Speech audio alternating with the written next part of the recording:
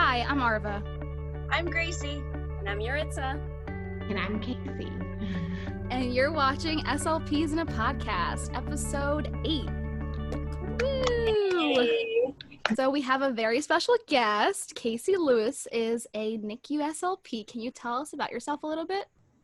Sure. My name is Casey Lewis. I live in the Dallas-Fort Worth Metroplex. I'm a speech pathologist. I completed my undergraduate studies at the University of Texas at Austin, where I got a Bachelor of Arts in Government and a Bachelor of Science in Communication Sciences and Disorders. And then I got my master's degree in speech pathology from the University of North Texas in Denton, Texas. And obviously University of Texas at Austin is in Austin, which I love Austin. I am a certified neonatal therapist. I'm an endoscopist. I am a neonatal developmental care specialist. I specialize in dysphagia and I specialize in infant development. So I feel like my brain is always going for sure. I feel like I have a lot to learn still, and I think I always want to keep that trait about me. But I also am really passionate about teaching and spreading knowledge, which is why I started my Instagram page. I didn't really have any plans with what it would bring, but it's been fun. That's great. And you're part of the Med SLP collective as well, right? With Teresa Richards? Yes, Teresa is a wonderful person. She's done so much for our field, and she has brought so many of us together, so I respect her so much. Well, because you are on this mission to educate, we actually have a few viewers who need your expertise. So some questions were sent in. The first one is about your neonatal therapy certification. So can you explain to us the process and any prerequisites that you needed before becoming the certified neonatal therapist? Yep, so you have to have at least 3,500 hours in the NICU or the NICU, and up to 1,000 of those hours can be serviced to infants up to 3 months of age, I believe. And I could be incorrect on that, but I believe they recently changed to 1,000 hours, could be serving like follow-up clinics for NICU grads. 40 hours of NICU CEUs within 3 years, that's pretty, I feel like that's pretty easy to obtain because you've got to keep learning.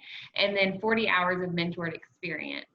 So that has to be documented. That's essentially a work week of mentor experience, but it doesn't obviously have to be done in a week, and then a passing score on a national board exam. Wow. Hey, there's a lot more involved than I thought. Hey, how long does that process take? It depends on the individual. If you're full-time or if you're part-time, getting your hours, it could take much longer, obviously, if you're part-time or PRN. But if you're full-time, it doesn't take quite as long. How long did it take you? Oh, I want to say 2.5 years, something like that. But I was fully dedicated to it. It was a goal. I wanted to accomplish it and, keep growing and keep furthering my education. So kind of when I set my mind to something, I'm going to finish it and get it done. And no judgment, by the way, to anyone that has to break it up in pieces. That's called life. I just got lucky that I could get it all done at once. Well, you certainly seem like a good fit for it. Yeah. Bringing us to our next question. What led you to become a certified neonatal therapist? Yeah, so I'm not sure if I ever thought that I would be this kind of specialist in the NICU in grad school. I was always very passionate about it. I kind of didn't know why, but I was always interested in the medical complexity of it, but also the developmental side of it, the counseling side of it. So it's kind of the best of both worlds to me. And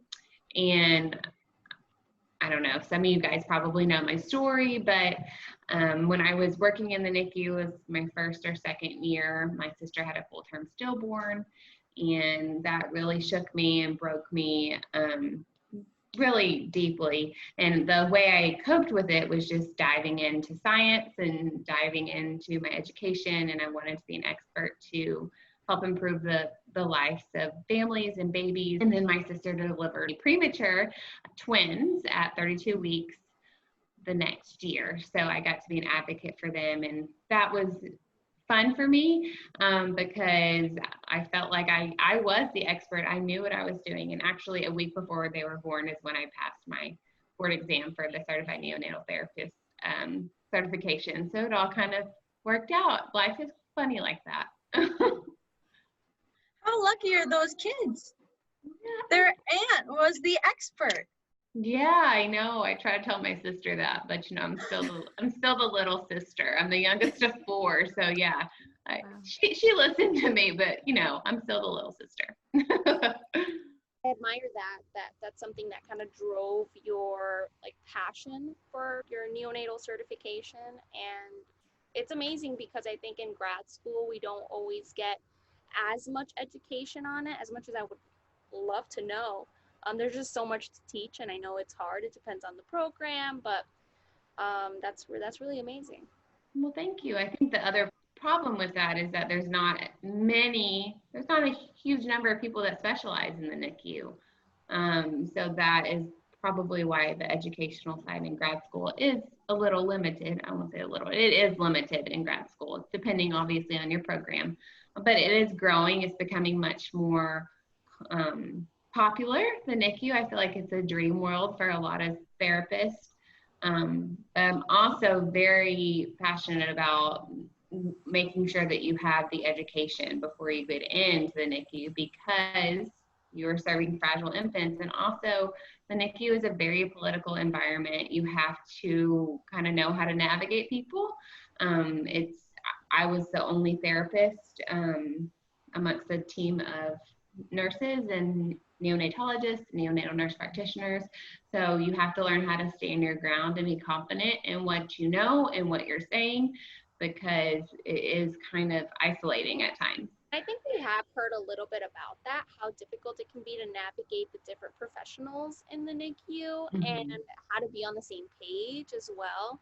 I don't know as much, but I have heard a little bit about it. It is definitely rough in the beginning for most people, especially if you're not entering an established program.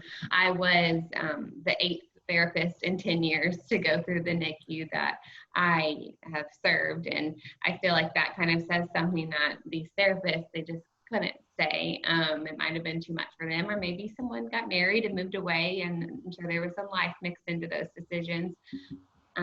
But yeah, I'm really proud of the program that I've helped to establish. And if I ever do leave it, it's in good hands. And that was always my goal. If I ever do, you know, I don't know what life's going to bring me, but if I ever have to leave this NICU, which that would break my heart, that was always my goal going in, is I wanted to make it better for the next person. That's so kind. That is so wonderful. And very selfless. Oh. You know, it's just, well, I had a hard time about our profession. I think everyone goes into it for the right reason. Yeah, I hope so. I think so too. I know so. What resources have really been helpful for you in terms of educating parents and even educating someone who's not, I'm not a NICU therapist, but I, you know, would love to know more just for my own knowledge. Like, what are some resources that you refer to that we could look up, just kind of summarizing what we need to know? Sure. Well, I joined the National Association of Neonatal Therapists, NANT. I'm not sure how much it costs at this point. There are some free resources on that website, so that's kind of where I started. I honestly created a ton of my own. There weren't a ton out there for me, and I was like, well, I've got to figure this out, and I've got to bridge the gap. So yeah, I did create a lot of my own, but NANT was the foundation for the resources that I had. And I think I've mentioned this maybe on my Instagram, but I did complete their Ignite, is their mentorship program. And I can't remember how long that is now, but it's like 6 to 12 months.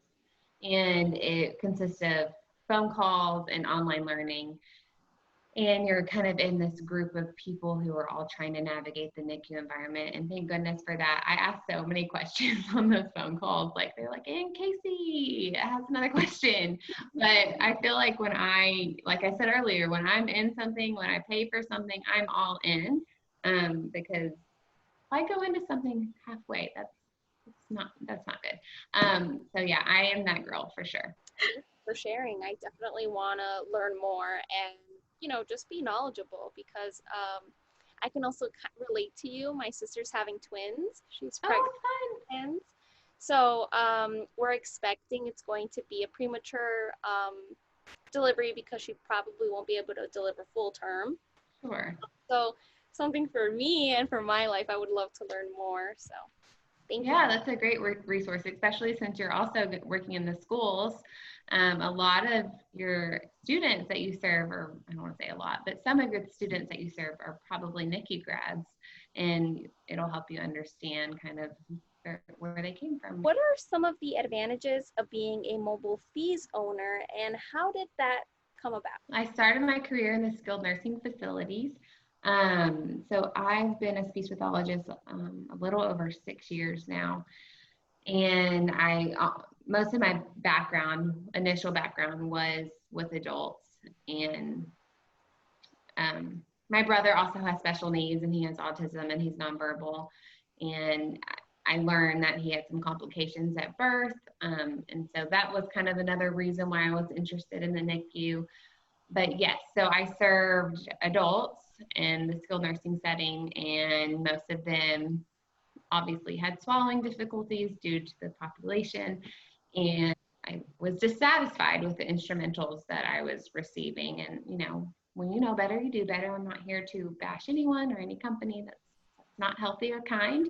But obviously science has evolved within 6 years as well. But I wanted to try to change things for people. And, you know, I actually told someone this today, you know, I didn't create this business to be a billionaire. You know, that's not, that's, you know, money is a part of life, and you have to have it to pay your bills, and you have to have it to travel and grow and do things. But I truly did it because I saw a gap in my community, and I wanted to help improve people's life. Can you tell us a little bit about the advantages of being a mobile fees owner? Yeah, so I mean, I think that question ties into just being a private practice owner. It's really just having a private practice.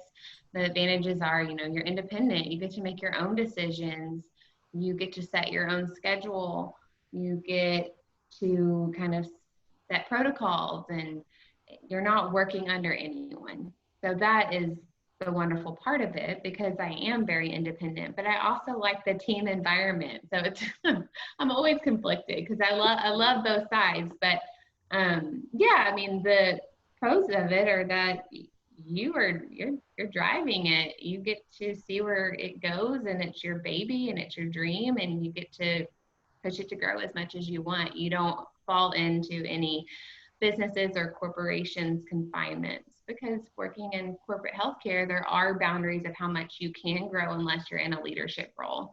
If you do work in the hospital, there are definitely kind of obviously a chain of command and boundaries for you are a staff therapist, you are in leadership, you are a CEO, you know, so on. But so in the NICU, I'm a staff therapist. And nothing's wrong with that. It's wonderful, it's beautiful. But that's also why I wanted to create my own business, to satisfy that need that I wanted to grow something of my own.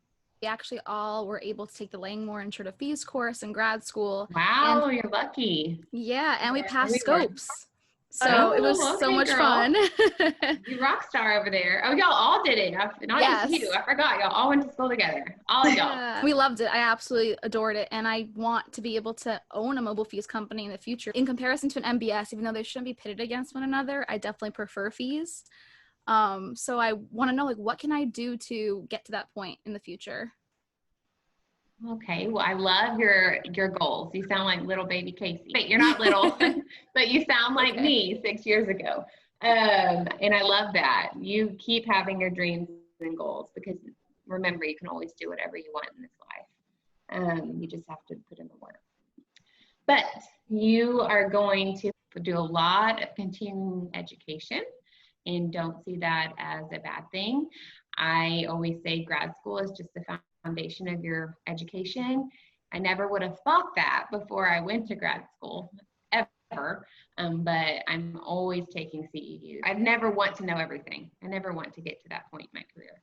But obviously continuing education, you're going to have to find a mentor in your area. Or, you know, what I did is I traveled to do my competency passes, and that does cost money. You have to pay someone to train you. Obviously it's their time, and their time is valuable.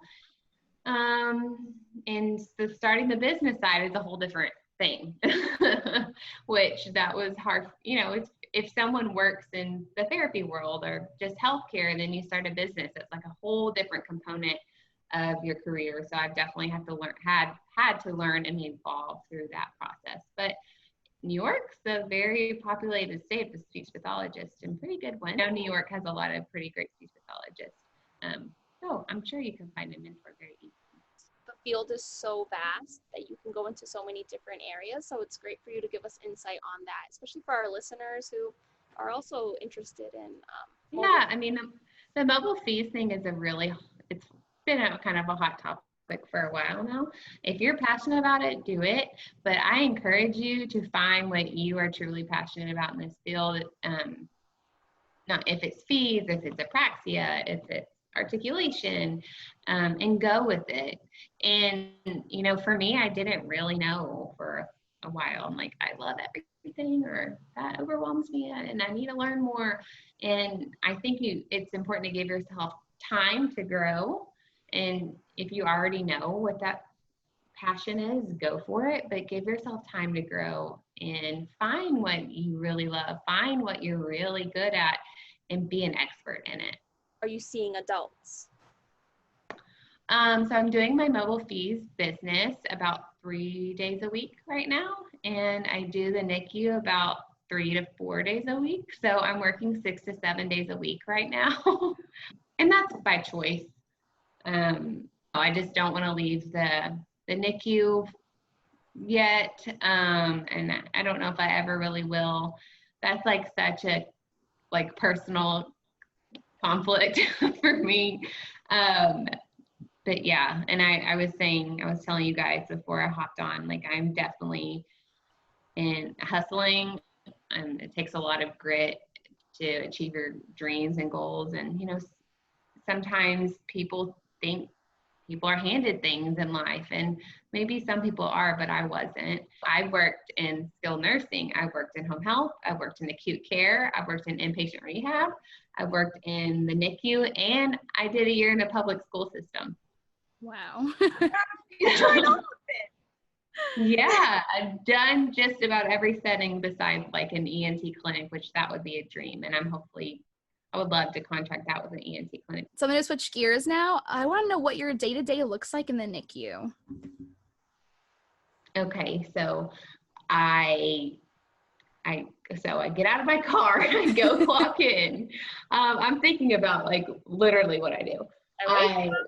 I walk into the NICU, I go to the second floor, and I have a badge to get in, and then I go scrub in. You have to surgical scrub in our NICU, and you put your phone and you wipe your phone with like a Clorox wipe, and put it in a plastic bag, because research has shown that our cell phones have more germs than a toilet seat. So we wash our cell phones. And then I work at a community-based hospital, so the NICU isn't like 100 beds. So it's easier. I think the most we have an overflow. The most we probably would do is like 20, 22 in the overflow unit. So I am able to kind of track everyone a little bit easier. Now people in larger hospitals would have to have another therapist to cover. But for like the babies that are in the isolettes, which are also called incubators, but I don't call them that, I call them isolettes. I do 2-person cares. So that means doing the cares with the nurse. So in the NICU, there are touch times. Typically they're 8, 8:39, and every 3 hours after that. So it'd be 8, 8:39, 11, 11:30, 12, and so on. But some babies are every 6 hours, secondary to needing men's stim. You don't want to touch them. So when I do 2-person cares, I'm making sure that I'm trying to offer neuroprotective care, which means helping the baby calm and helping the baby regulate, And well, the nurse mainly does the diaper or the temperature, because these babies are at a very, very high risk for brain bleeds, depending on their gestational age when they're born, also their birth weight. So, and I always think of these cares as pre-feeding. So that's how I view it. How is the mouth being approached? How are we offering a pacifier? How are we doing oral care? And that sets the foundation for the success and quality of how a baby would take the breast or the bottle. And so after that, there are some babies that are in the isolate that are maybe on a nasal cannula, which is a lower flow nasal cannula, and I'll start just holding them with a pacifier, and then holding them with a pacifier and doing dips of breast milk, and then after that progress to a bottle. And then after that kind of set of population, there's the population called feeder growers, which they are either taking the breast or the bottle, and typically the babies in the NICU have to take a bottle to graduate. So they're working on completing PO, completing their bottles to get home. Yeah. Wow, that's my dream right there. It's warmed my heart. I know. It is fun. It is rewarding. Now that I love my team, or not my team. I love the NICU team. We're all friends. I feel like we're a family. I would have never said that when I first started. I had 0 friends. It was really hard to get their respect. But I mean, I feel safe there. I feel like I'm respected, number one, and that they seek me out for my opinion, and that I am truly a part of the team. So, yeah. That's great. And I love the way that you've kind of evolved since you first started in the NICU, that you've become more of an advocate for yourself and not only for your patients. So that's amazing. Thank you. That means a lot. Yeah, I have grown a lot. Thank the Lord. That's a Southern thing, by the way. Do you have any particular pediatric feeding case that has left a mark on you, or that you will always remember? Yeah, I actually have quite a few, but I think I think of the babies that I had in the early on in my career, where I was trying to help. They're very chronic, meaning that they were born at 23 weeks or 24 weeks and on chronic respiratory support for a very long time. And I was started the process of what I mentioned earlier with the therapeutic steps to getting to bottle feeding. And had a goal, I do not want them to go home with a G-tube. Please, let's try your hardest, Casey. And obviously I try my hardest with every baby, and it's not my fault if they don't. I have to remind myself it's not your fault if they go home with a G-tube. And it's probably better for them. But I can remember the first baby that I applied those therapeutic strategies with, and it worked. And it was just wow, I do know what I'm doing. I am the expert. This is not to discredit any therapist or the therapist that came before me, but they didn't operate on the model that I did. And a lot of it I kind of created on my own. A lot of it obviously is evidence-based, but you kind of create your own routine, and regardless of where you work, kind of how you're going to operate. But yeah, I can remember that baby, and I did the therapeutic I did 2-person cares. I taught mom and dad how to do oral care. I taught mom and dad how to offer the pacifier. I helped mom and dad transfer for skin to skin. That's when baby's on mom or dad's bare chest. I did therapeutic holding, therapeutic sucking on a pacifier during the nasogastric tube feedings, and then therapeutic dips of breast milk during the NG tube feedings, and then trialing the bottle. And that's in those steps. And then baby went home without a G tube, and it just kind of rocked my world, and really gave me a boost of confidence, and actually a boost of confidence with the team, because they were wow, she does know what she's doing and it works. So how has COVID-19 changed that process and that parent training and how you do things in the NICU? It hasn't changed anything.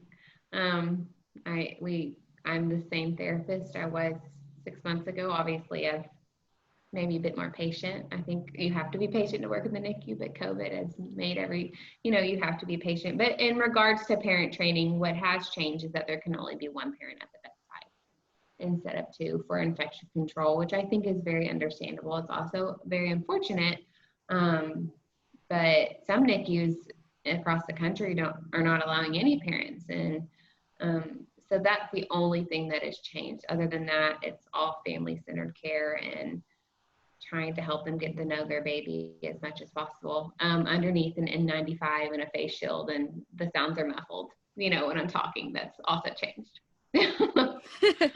Yeah. Hearing you talk about your experience has just been like so eye-opening for me, and I think it's the same for Gracie and it's really motivating. You're motivating me to like take the time to like go read another 10 articles or something, just because I feel like I want to learn more, and I just think that's amazing. So yeah, like my nurse friends at work, even just a few days ago, they're like, Casey, do you go home and do CEUs? And I was like, yeah, I do. But like, I don't think I could ever say I was an expert in the field if I didn't do those things. Like, you have to put in the work to get that credit. But yeah, that's me for sure. And this last question I have stemmed from something you posted on Instagram recently. You talked about palliative care, pediatric palliative care, and we were fortunate enough to have an SLP who works on a palliative care team come to our class and have a presentation.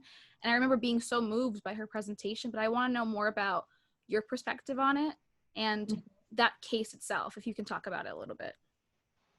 Yeah, so I'm very kind of sensitive to the topics that, being on the other end, like I said, with my nephew Max, who was an intrauterine death, which means a stillborn. So I'm passionate about it because although it wasn't my baby, it was my sister's baby, and my family is very close. I don't want to say it, Max, he has a name. And so I experienced it from that end. We all had time with him. They had a room. It was a different hospital than where I work. They had a room that was dedicated by a family who had lost a baby. And there is a crib in there, and there is a rocking chair in there. And it sounds crazy, but they give you time to hold the baby. They give you time to, be with the baby as much as you can. So in terms of the palliative care team in the NICU, I'm not like the director on that team or the team lead. It's nursing. But I think therapy should definitely have a role. But that happened on a Sunday, and I work Sundays in the NICU right now. It was with withdrawal of care. Like, the baby was very ill, and it just takes some time for the families to understand that and get to that point where you have to decide if you're going to withdraw care or not. And then the parents are given time to hold their baby and off, because the baby could be intubated. So like, they have to extubate the baby, and the baby can be in mom and dad's arms, and you follow cultural norms. Some families want to have a priest come in, or some families want to bathe their baby. So you want to make sure like that's executed and planned out prior to all of this happening with the family. Like, what do they want, and how do they cope with end of life events? And I hope that didn't sound morbid, but you asked palliative care, it's end of life, and there is beauty in it though. It is like a beautiful experience, as well as odd as that sounds. It just reminds you that we're all human beings, and especially in the medical field, you are there to help human life, and you're there for the good times and the bad times. So. And as heartbreaking as that can be sometimes to hear, I think it felt really good to hear how justified the lives are at your hospital. Like, everybody, parents, even the child, I don't know, that just felt very human and personal, and that was really nice. Thank you for sharing. Oh, thank you. Yeah, and I think the words flow freely from my mouth just because I've experienced it on my own, and not my own child, but I coped with it. I've gone through the grief cycle with it on my own, so I can place myself in the shoes of the family a little bit better. So as much as the situations I've gone through have, broken me to my core, they've also helped me to be a better therapist and to be a better caregiver and to be a better human and to understand what people are going through, because life is hard, but it's also wonderful. Let's end on a good note, because not that wasn't a good note, but I mean, healthcare is, ups and downs. Do you have a favorite graduate? Let's just switch to the other side. Do you have a favorite graduate from the NICU? Like a recent graduate that just left and you're super happy right now? So I don't have a recent graduate right now, but I don't just do the NICU, and I think I've expressed that, and I think that it helps me balance out my skill set and balance out my well-being, because I tell people the NICU is not just this place of teddy bears and warm blankets like it is in ICU, and then the mobile fees helps me balance it out. But well, thank you so much again for your insight and sharing with us and our listeners a little bit about your life and your cases and what you go through. We're very, very honored to have you. So thank you so much. Thank you so much. So for our listeners, where can they reach you or find you online? Sure. My Instagram is Casey, CASEY, Lewis, LEWIS _SLP. And that's, I answer there better than any other location. Awesome. Thank you so much. Yes. So for our listeners, please tune in next week for our next episode. We'll be announcing it shortly on our Instagram, SLPeas in a podcast. And be sure to follow us everywhere else. So you got Arva T SLP, Gracie Z SLP, and Yuritsa SLP. As well as you can listen to us now on Spotify, iTunes, and of course you can watch us on YouTube.